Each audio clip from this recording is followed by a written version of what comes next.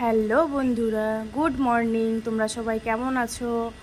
আমি তো খুব ভালো আছি, আশা করি তোমরাও খুব ভালো আছো। দেখো, আজকে সকাল সকাল উঠে গেছি, এখন বাজে 6:30। ফুল আনতে চলে গেছি। কারণ কি বলো তো, আমি তো খুব লেট করে উঠি, তো আমি ফুল পাই না, এই ফুলগুলো আর থাকে না। তো আজকে যখন সকাল সকাল উঠেছি, ভাবলাম যে আগে ফুলগুলো তুলে রাখি, না হলে পাবো না।